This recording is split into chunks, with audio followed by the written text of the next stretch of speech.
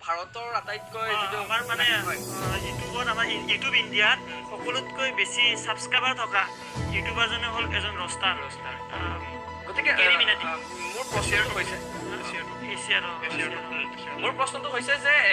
roasting মানে অশ্লীল গালি গালাজ বা কাৰোবাক ব্যক্তিগত আক্ৰমণ সেই ৰোষ্টিং কাৰণ বহু সময়ত কিন্তু অসমত এনেকুৱা চেনেলো দেখিব বা ভাৰততো দেখিব পোৱা যায় যে ৰোষ্টিংটো কেনেকুৱা ধৰণে থাকে কিছুমান এনেকুৱা চেনেলো থাকে ধৰক বেলেগক কেনেকুৱা হেৰি কৰে কিন্তু ৰোষ্টিংটো হ'ল যে ভাল কথাৰে সমালোচনা কৰা ৰোষ্টিংটো এটা হ'ল এণ্টাৰটেইনমেণ্ট এটা পাৰপাছ বস্তুটো হয় এতিয়া মই এওঁক ৰোষ্টিং কৰিছোঁ এওঁৰ মানে ধেমালিৰ চলেৰে এটা সমালোচনা কৰাটোকে ৰোষ্টিং বুলি কোৱা হয় আৰু অসমতো আমাৰ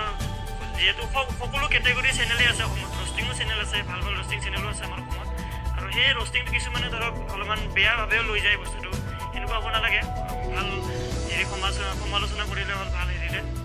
মানে ব্যক্তিগত এটেক কৰিব নালাগে আৰু এই থাম্বনেইলখনো কিছুমান ধৰক অলপমান এই কৈছে অকণমান আগতে আপোনালোকে এট্ৰেক্টিভ কৰিব মানে থাম্বনেইলটো ইম্পৰ্টেণ্ট নেকি থাম্বনেইলটোত লগাই দিবা ভিতৰত থাকে কিবা বেয়া শিক্ষা দিব নালাগে চবে বেলেগে বেয়াকে নিশিকে আমাৰ আজিকালি সৰু ল'ৰা ছোৱালীবোৰ ইউটিউব চাই থাকে